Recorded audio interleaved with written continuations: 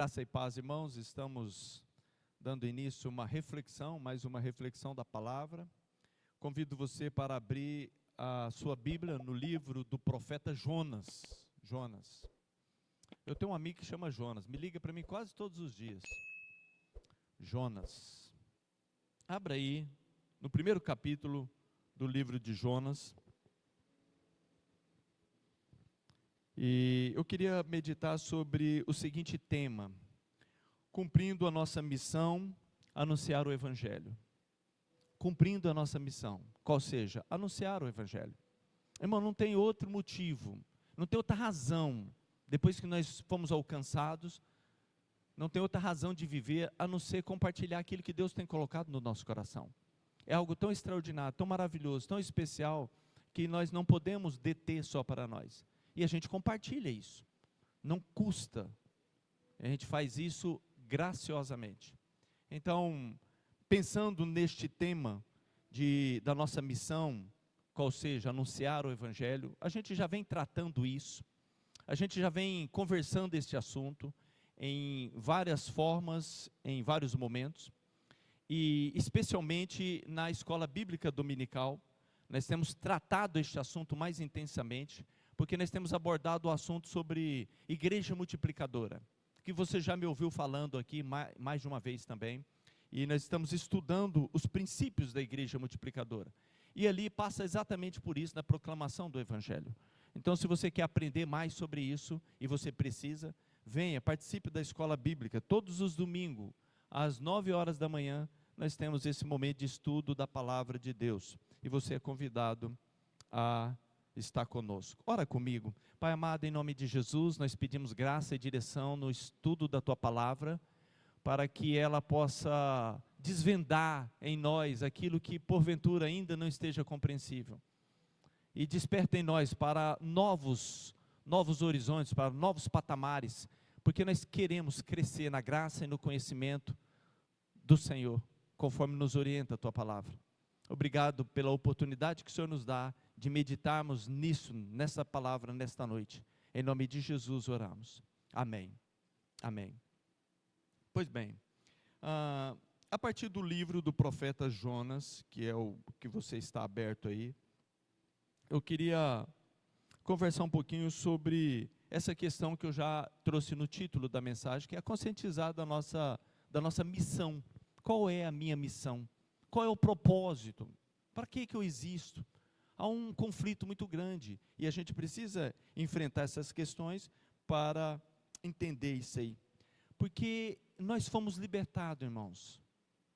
E isso tudo que a Bíblia conta na história do povo de Israel, de libertação do Egito e libertação de cativeiros, isso tudo é para trazer um entendimento para nós, através da prática dessas histórias, trazer um entendimento para nós, para a gente ser desvendado nessas questões. Nós fomos libertados, teve grilhões espirituais que foram quebrados, só que muita gente ainda não sabe a verdade, muita gente ainda se encontra aprisionado, mesmo com a corrente aberta, mas nós fomos libertados com um propósito, para libertar.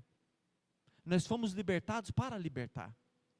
Se eu não fizermos isso, perdemos e fracassamos no propósito da nossa caminhada. Nós fomos salvos para testemunhar. Nós fomos salvos. E o propósito disso é sermos testemunhos. Portanto, nós temos que ser despertados para isso.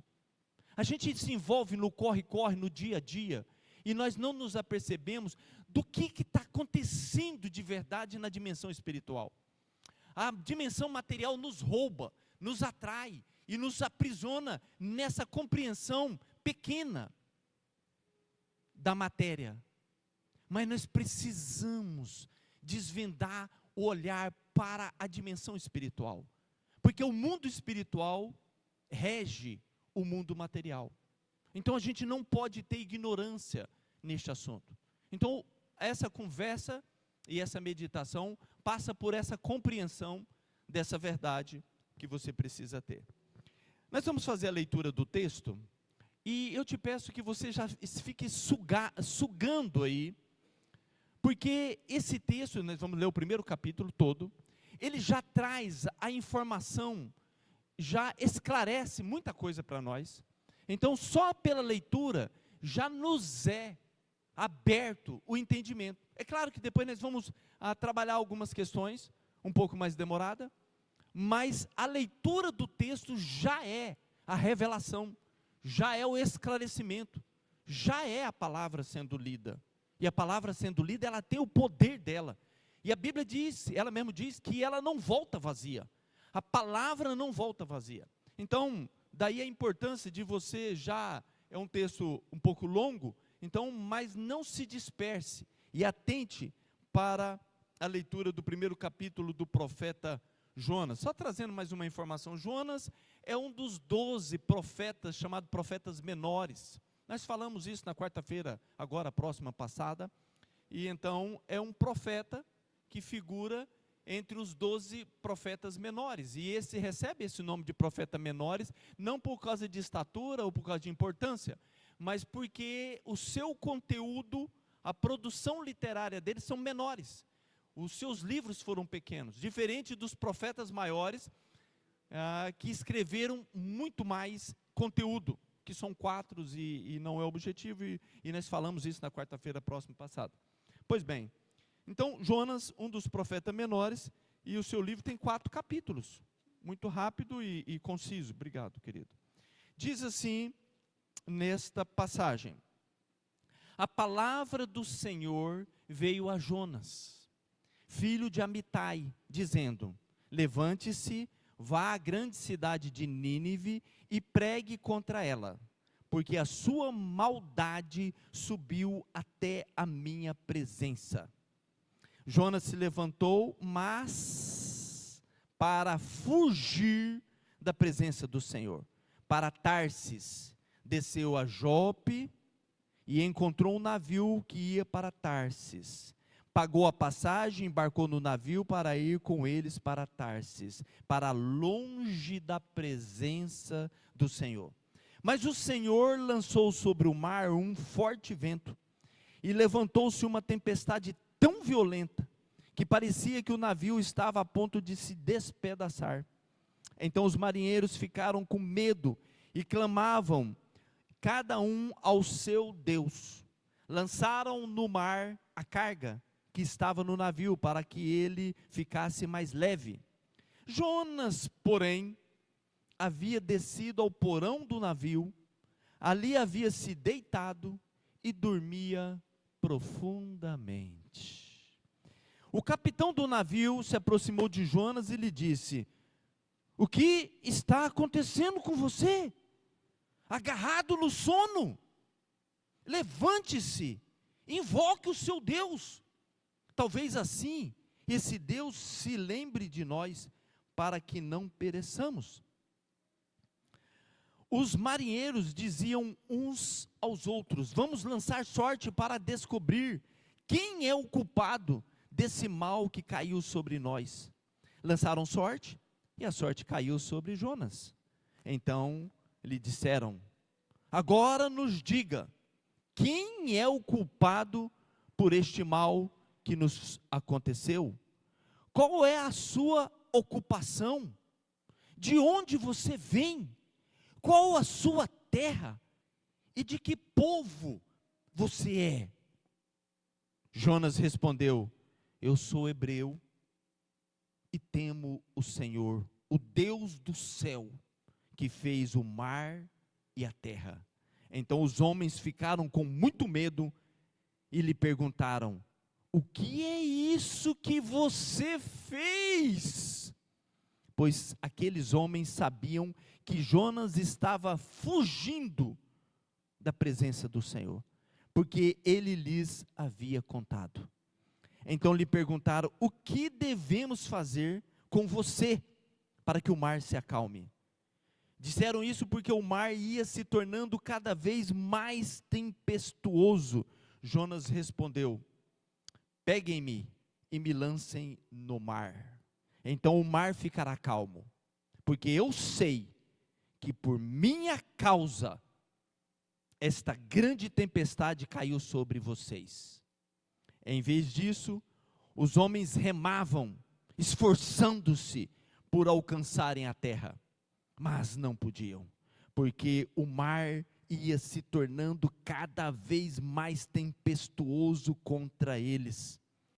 Então clamaram ao Senhor e disseram: Ah, Senhor, rogamos-te que não nos deixes perecer por causa da vida deste homem, e não faças cair sobre nós este sangue inocente, porque tu, Senhor, fizeste o que foi do teu agrado. Em seguida, os marinheiros pegaram Jonas e o lançaram no mar, e a fúria do mar se acalmou. Então esses homens temeram muito o Senhor, ofereceram sacrifícios ao Senhor e fizeram votos. O Senhor ordenou que um grande peixe engolisse Jonas, e Jonas esteve 3 dias e 3 noites no ventre do peixe. Amém. Paramos aqui. É claro que a história continua, é empolgante, e é verdadeira, é real, digna de ser visitada. Se você ainda não conhece o fim dessa história, aconselho que você volte ao texto depois e faça a leitura completa do livro do profeta Jonas. Jonas, irmãos, é um tipo de Cristo. Há uma tipologia bíblica. A Bíblia se utiliza de personagens, e falamos isso uns domingos retrasado aqui, sobre a utilização de figuras humanas para remeter a um fato, a um evento, a uma imagem do que haveria de acontecer na vida de Jesus. Então Jonas é um tipo de Cristo. A sua história e esse fato especificamente remete o que de fato vai acontecer depois em Jesus. Aliás, o próprio Jesus, quando pediram a ele, nos dê um sinal de que tu és o Deus, de que tu és o Filho do Altíssimo, nos dê um sinal, mostra para nós quem é você. Quando os escribas interrogaram Jesus, pedindo um sinal, Jesus vai e conta exatamente isso, e ele fala em Mateus 12, 39 e versículo 40, ele diz assim: uma geração perversa e adúltera pede um sinal, mas nenhum sinal será dado, senão o do profeta Jonas. Se remete ao texto, porque assim como Jonas esteve 3 dias e 3 noites no ventre do grande peixe, assim o Filho do Homem estará 3 dias e 3 noites no coração da terra. Então essa passagem, esse evento bíblico, reporta-se ao que haveria de acontecer com a vida de Jesus 700 anos depois, mais de 700 anos depois, porque Jonas era natural de uma cidade próxima de Nazaré, aonde Jesus vai passar boa parte da sua vida, e ele era natural, portanto, de Gat-Hefer, era o nome da cidade que Jonas nascera, próximo, como eu disse, de Nazaré. E Nazaré, lembrando, ficava na parte norte, logo em Israel. Quando o reino foi dividido, a parte do norte ficou chamado do reino do norte, ou Israel, e a parte do sul, também conhecida por Judá. Então, Jonas nasceu no reino do norte, o seu ministério se deu no reino do norte. Viveu por volta de 700 a 800 anos antes de Cristo. Então, esse episódio que Jesus vai mencionar, dista em torno de quase 800 anos de distância de Jonas para Jesus. Ele recebeu uma ordem, e você conhece essa história. Ele recebeu uma ordem de anunciar Deus para o povo de Nínive. Deus convoca Jonas e dá a ele um ordenamento, dá a ele uma missão, dá a ele um comando, qual seja, anunciar o seu Deus ao povo de Nínive, aos ninivitas. E isso aqui, irmãos, é a representação de João 3,16. Jonas, nessa missão de proclamar o seu Deus, é João 3,16 do Antigo Testamento. O que em João 3,16 está escrito, expresso, está vivenciado pelo profeta, quando do Antigo Testamento ainda, na história de Jonas. Nínive era a capital da Assíria. Obrigado. A Síria era um país, um povo, que depois deste episódio que nós estamos aqui visitando, eles vão invadir o reino do norte, Israel, e vai solapar, e vai levar Israel em cativeiro, vai dissipar o povo, praticamente. Então, só para que a gente vá conectando os pontos da história. Então, isso vai acontecer mais para frente, no futuro desse povo e dessa relação com Israel. Era um povo pagão, ainda que eram monoteístas, tudo leva a crer, mas não tinham Deus por seu Deus, o Deus de Israel. Era um povo poderoso, muito forte, valente e violento e dominador. Então era uma nação, um povo bravo, e que não media escrúpulo para exterminar o seu inimigo. Muito violento. Na guerra, então, não tinha escrúpulos na competição da guerra. Era um povo verdadeiramente brutal. Pois bem, é para esse povo que vem a mensagem, a ordem para Jonas, falar para esse povo, pregar o seu Deus, anunciar o seu Deus para Nínive, para os assírios. Só que Jonas toma deliberadamente a decisão de dizer: não farei isso. E aí ele vai para Jope, conforme nós lemos. Ele sai da sua cidade e vai para Jope.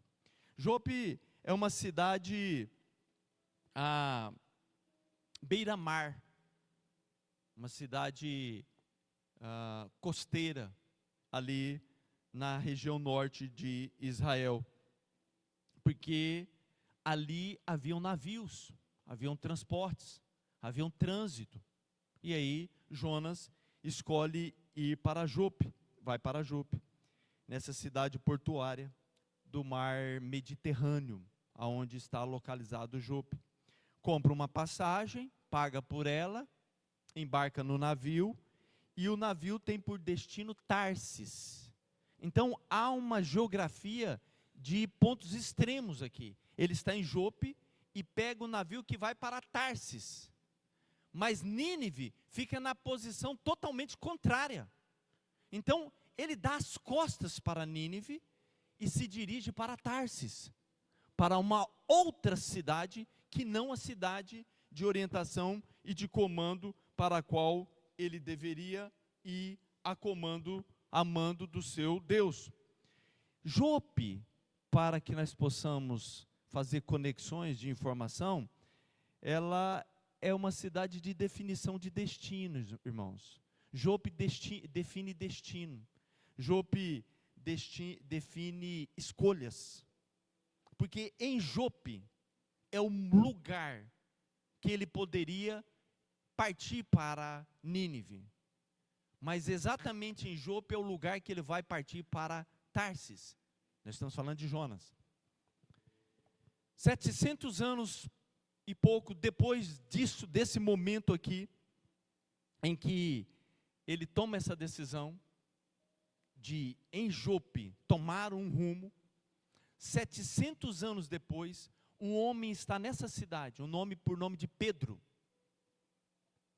Pedro está em Jope. E em Jope ele recebe uma visita. E uma visita de uns enviados de Cornélios, o oficial romano, que pede para que ele vá pregar aos gentios, aos estrangeiros, em Cesareia. E ele toma a decisão. Então nós estamos avançando no tempo para entender que Pedro, quando enfrentou a decisão de não ser uma pessoa que olha só para o seu país, para o seu umbigo, mas que olha para além da fronteira, e entendeu e viu em outro povo, o povo gentil, o povo estrangeiro, o povo que oprimia inclusive o povo judeu, e ele toma a decisão então de seguir aqueles enviados de Cornélio, e ele vai então pregar em Cesareia a mensagem do seu Deus. Diferente de Jonas, que em Jope não quer levar a mensagem aos gentios, não quer levar a mensagem aos estrangeiros, ele então toma destino para Tarsis. A discriminação do povo venceu no seu coração. Ele não achou que aquele povo era digno de ouvir a mensagem de conhecimento do seu Deus. Isso já nos provoca, não provoca? Precisamos entender e conceber essa verdade, que o Evangelho, ele não é para um grupo limitado e exclusivo. Ele é para todo aquele que crê, não pereça, mas tenha a vida eterna. Não é isso, João 3,16? O Evangelho é para todo aquele que crê, para todo que crê. Ele não é exclusividade de um povo, de uma nação, de uma igreja, de uma cidade, porque Deus ama o mundo em maneira, em intensidade imensurável. Por isso Jesus vem. Pois bem, Jonas, na sua indiferença, ele escolhe então não pregar o evangelho àquela nação. Ele entra no navio, desce para o porão do navio, para o lugar do conforto, do escondido e do isolamento, e vai para o porão. Indiferente a tudo, segundo o texto, dorme profundamente. Dorme sossegadamente, relaxado. Achou ali um cantinho, preparou um ambiente propício para a sua acomodação, e ali descansa profundamente. O mundo não se resume à minha realidade, irmãos. Não sou eu não, o meu compromisso com Deus, com o Senhor, não pode se limitar àquilo que os meus prazeres e os meus desejos particulares. A minha acomodação não gera salvação. Outras pessoas não serão alcançadas enquanto eu estiver escondido, acomodado, bem acomodado, profundamente descansando no porão do meu navio, no sofá da minha sala, no ar-condicionado do meu quarto, no aconchego ali dos meus confortos. O mundo não ouvirá se não há quem pregue. E como pregarão se não forem enviados? Você conhece a Bíblia. Essa é a realidade. E aí há uma conturbação, há um problema que começa, porque Deus não fica indiferente, diferente da indiferença do homem. Então levanta-se um vento forte, uma tempestade violenta abate aquele navio, e o navio está, portanto, sob ataque. O navio está avassalado pelas ondas de um Deus que cuida e que vê e que domina toda a situação. Ele está no controle. Ele está no controle. Agora, nesse momento ele está no controle. Nada passa, nada perde. Ele não perde o controle. Ele sabe o que nos aflige, o que nos reserva. Ele sabe os nossos projetos, nossos sonhos, sabe tudo. Nada é surpresa para ele. Então Deus está ali no controle da situação. O mar Mediterrâneo está nas palmas das mãos do Senhor. E aquela embarcação frágil está ali, e o vento vem amando dele, começa a balançar e violentamente aquele navio.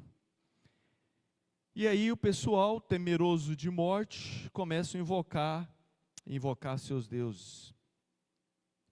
Invoque Deus, cada um invoca o seu Deus. E o povo era muito politeísta, muitos deuses eram, e aí, naquele momento, cada um invoca o seu ou os seus deuses, na expectativa de que sejam visitados pelos seus deuses e sejam libertos daquele problema e daquela morte iminente.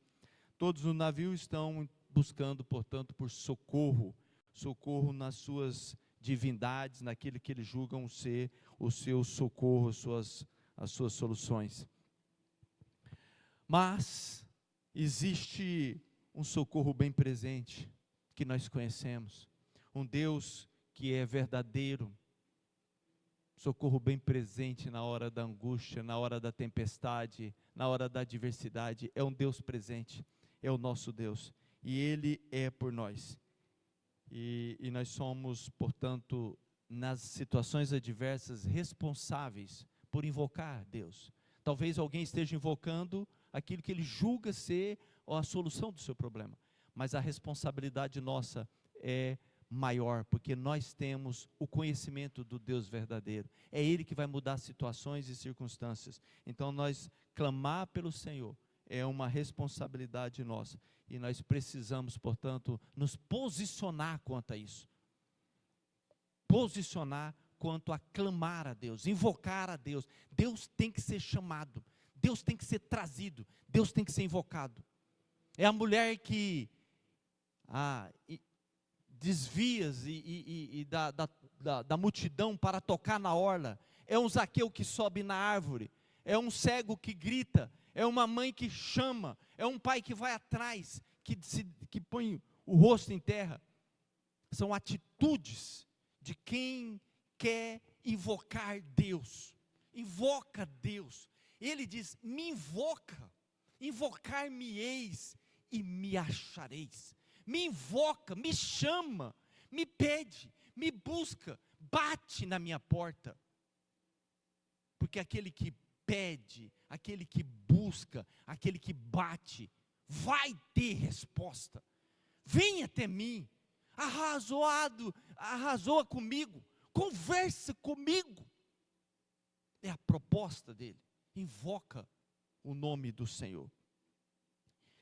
E os problemas estão ali, às vezes, tão gritando, e a solução tão ignorada. E aqueles homens, então, estão diante do profeta de Deus, daquele que tem o recado de Deus, daquele que fala da parte de Deus. O profeta, a voz de Deus, a voz profética, a voz que mostra o caminho, a voz que define a bênção, a voz que dá a direção. O profeta, eles estão diante do profeta. Porém, tem um problema sério aqui, é que esse profeta está ausente da presença do Senhor. Ele escolheu estar ausente, e muitas vezes as atitudes que nós fazemos nos leva para a ausência de Deus.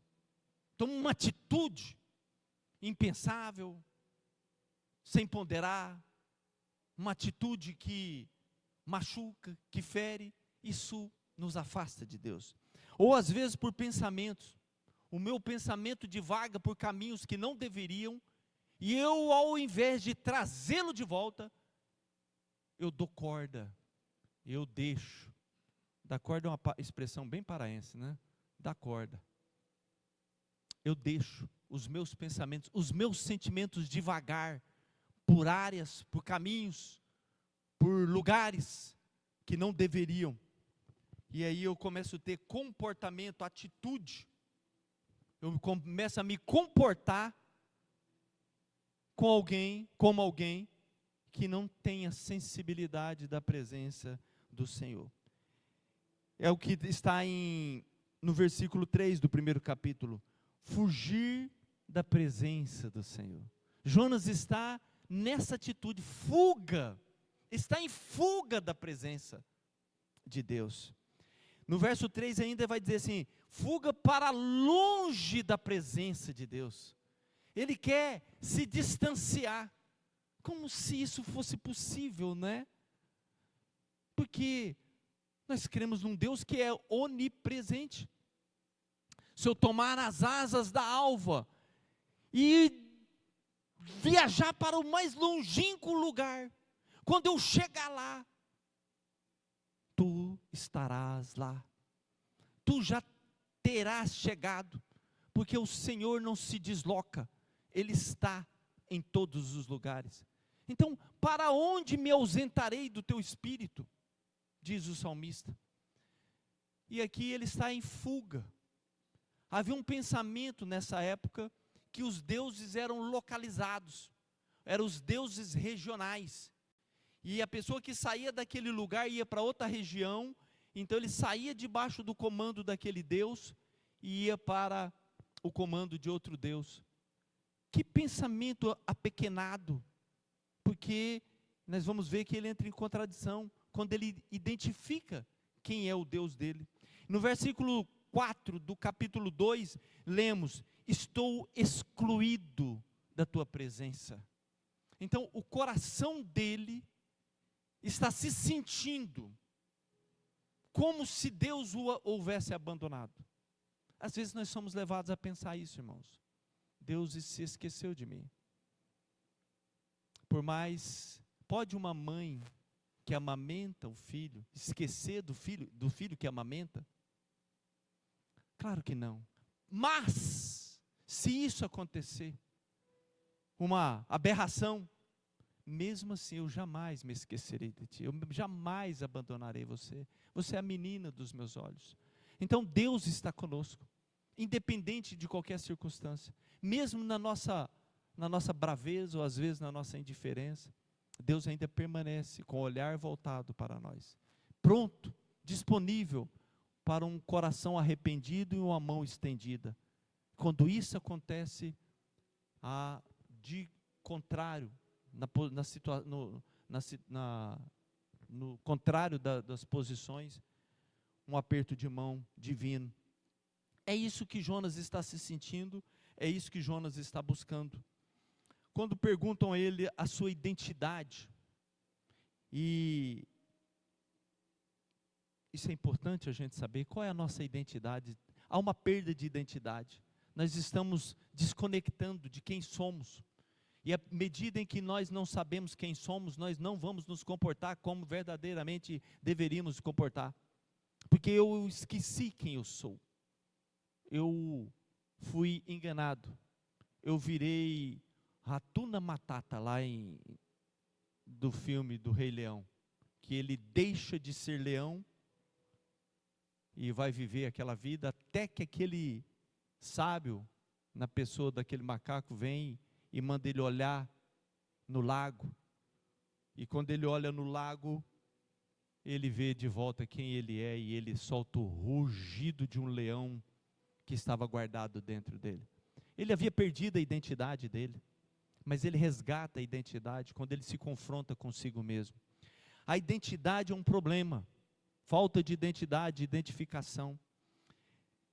Lançaram sorte e perguntaram, e caiu a sorte sobre Jonas, e aí chama Jonas para uma conversa e começam as perguntas. Qual a sua ocupação? O que você faz da vida? De onde você vem? Qual é a tua origem? Qual a sua terra? Qual é o teu povo? De que povo você é? Começa a procurar dentro dele quem é ele. Ele que já não sabia mais quem era. Ele que tinha se perdido. E agora há uma busca de encontrar a identidade. Qual é a sua identidade? Nós temos que ir atentar para isso, irmãos. A nossa identidade é em Cristo. Cristo nos dá de volta a nossa identidade. Nós nunca deixamos de ser quem somos, mas nós somos amarrotados, sujados, amacetados, jogados no barro, e aí fomos iludidos pensando que perdemos, mas nós somos ainda a imagem e semelhança do Senhor. E o propósito da nossa identidade está em vários textos bíblicos, mas eu faço uso de 1 Pedro 2,9, anunciar as virtudes daquele que vos chamou das trevas para a sua maravilhosa luz. Anunciar as virtudes. E então voltamos ao ponto do propósito da nossa existência, anunciar a virtude. Uma pessoa fora do seu propósito perde a oportunidade de ser bênção. Se não estiver no seu propósito, você não vai ser bênção, porque vai estar fora, vai estar desformatado, não vai alcançar o objetivo da sua existência, do seu propósito de vida. E aí ela passa a ser um problema. A pessoa que não sabe o seu propósito, ela passa a ser um problema para si e um problema para as outras pessoas. E isso é denunciado. O meio vai denunciar se você está no seu propósito ou fora dele. Você vai perceber, se tiver ouvidos para ouvir, vai perceber que você não vai conseguir ser bênção. A sorte lançada sobre ele vai definir. Lançaram sorte e a sorte caiu sobre ele. Agora nos diga quem é o culpado desse problema. É a interrogação que fazem a ele. É a interrogação que faz aquele que está fora do seu propósito, aquele que não está conectado com Deus, alinhado com Deus. A Bíblia nos chamou para sermos bênção. Gênesis 12:2, sê tu uma bênção. Fomos chamados para ser bênção em tudo, em tudo, em tudo. Nós precisamos ser bênção, irmãos. Nós somos o sal que muda o sabor dessa terra. Nós somos a luz que ilumina as trevas, a escuridão, a dor, a mágoa. Esse é o nosso papel. Essa é a nossa missão. Essa é a proclamação do Evangelho que salva, que transforma, que cura, que abençoa. Se nós não formos bênção, se nós não entendermos essa verdade, então nós passamos a ser problema. Passamos a ser problemas. E quem é o problema dá muito problema. Causa problema. É um problema. Mas há sempre uma mão estendida dos céus para quem quer voltar e reencontrar o seu propósito, o seu objetivo de vida. E Jonas retorna ao seu propósito. Jonas retornou ao seu propósito. Jonas volta ao seu propósito quando a gente percebe que ele conta quem ele é. Quando ele mostra quem ele é.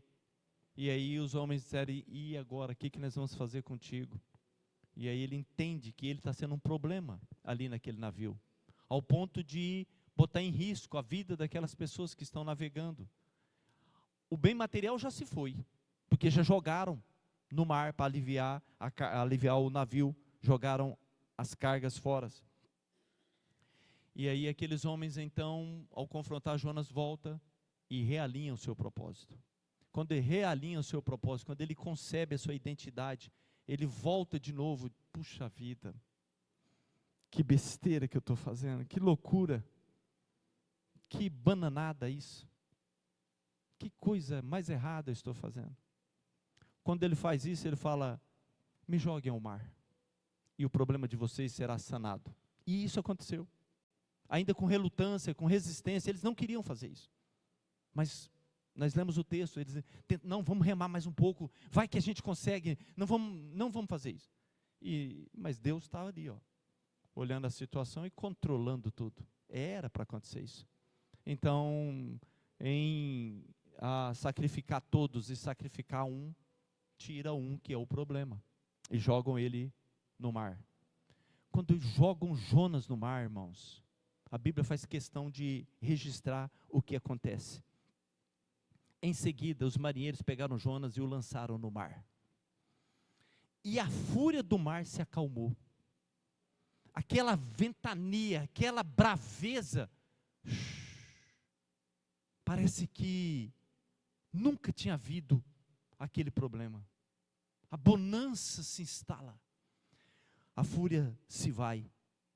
Então esses homens temeram muito o Senhor, ofereceram sacrifícios ao Senhor e fizeram votos ao Senhor. Ali já houve uma mudança de atmosfera, já deixou ali um legado. Aquele navio, aquela tripulação, não foi mais a mesma a partir dessa experiência. Eles conheceram Deus, diferente daqueles que haviam invocado, sem solução, sem solução, sem solução. Agora, ao comando daquele que diz: o meu Deus é o Deus dos céus, Criador do céu, Criador do mar e da terra. Quando Jonas traz essa verdade, eles então entendem que esse é o Deus verdadeiro. As coisas começam a mudar, quando Jonas toma postura e atitude de quem volta, de quem agora se arrepende, de quem entende que fez coisas erradas. E aí começam o milagre. Quando Jonas chega em Nínive, você conhece o episódio, o peixe, faz aquilo que Deus mandou e depois vomita Jonas na praia. Jonas então termina a sua viagem, agora não mais para Tarsis, agora para Nínive, e ele pisa em Nínive. O profeta pisa na terra, o profeta agora está em obediência, o profeta agora volta para a sua posição de profeta, de homem de Deus, e nessa situação, ele sai anunciando o seu Deus no meio daquele povo, bravo, violento, e ele anuncia. E quando isso acontece, o milagre se sucede, o milagre vem, a mensagem é pregada, os ninivitas creram em Deus, creram, saíram da ignorância, saíram da cegueira, uma palavra foi lançada, uma verdade foi trazida, uma luz brilhou, e eles creram em Deus. O próprio rei tira os seus trajes reais e se cobre com pano de saco e senta sobre cinzas, numa atitude de humilhação. Ele se humilha, o rei, o arrogante, o poderoso, ele se humilha por uma palavra, de uma pregação, de uma mensagem. E ele então entra no entendimento de quem é o Deus de Jonas. E essa informação transforma a sua vida, transforma a sua postura, a sua atitude, ao ponto de decretar na cidade, assinar um documento, definindo que seria estabelecido um jejum. Ninguém come em Nínive, ninguém bebe em Nínive, ninguém, entenda, seres humanos e animais, jejum de consagração, e vamos invocar o Deus de Jonas, nós vamos nos humilhar para que o Deus de Jonas não cumpra a palavra dele de destruir o nosso país, porque nós vamos nos arrepender. E houve um arrependimento naquela cidade, uma transformação, uma mudança de mente, o coração foi resgatado, a atitude daquele povo voltou a alinhar-se com o ensino, do comando, da voz do profeta que teme a Deus. 120 mil pessoas são poupadas da morte, uma cidade é poupada da destruição, porque deu ouvido a uma pregação, porque uma mensagem foi entregue, e ela foi recebida no coração de bom grado, uma boa terra. Você entende aonde estamos chegando? Você percebe aonde a palavra nos leva? A responsabilidade que nos é apresentada? A proposta bíblica que vem assim de forma suave para nós, através da história, do relato deste homem, deste profeta, dentre os vários ensinos que a gente tira e já tiramos, fica esse: proclamar o Evangelho é a nossa missão. Eu quero convidar a equipe de louvor enquanto eu caminho para o encerramento aqui da minha palavra. A nossa missão é clara. A nossa missão é clara. Ou pelo menos deve ser clara para mim, para você, para cada um de nós. Qual seja, levar a preciosa semente. A preciosa semente. Ser levada para todos quantos ainda não conhecem este evangelho, esta palavra transformadora, que cura, que sara, que transforma, que redime. É a palavra que nos alcançou, é a palavra que docilmente foi ministrada ao nosso coração, e nós fomos transformados. Então agora, cabe a nós a responsabilidade de disseminar. O Senhor espera isso de nós, irmãos. Cada dia que a gente não vive o Evangelho, que a gente não prega o Evangelho, é um dia que uma alma está sendo condenada a não alcançar os céus. Tem perdição eterna estabelecida sobre vidas, que talvez esteja no teu convívio, esteja no meu convívio, esteja no nosso convívio, esteja na nossa família, esteja no nosso lar, esteja no nosso ambiente de trabalho. Qual tem sido a proclamação que tem saído da nossa boca? O que você tem levado? O que você tem vivido? Isso te incomoda? Isso te provoca? Jesus disse: vá, pregue, a tempo e fora de tempo. Anuncie esta palavra. Ela define destinos, como definiu o nosso. Fecha teus olhos, por favor. Se você pode fazer um momento de reflexão sobre o que você ouviu agora. Gostaria que fosse ministrado um louvor, por favor, enquanto a gente faz um momento de reflexão.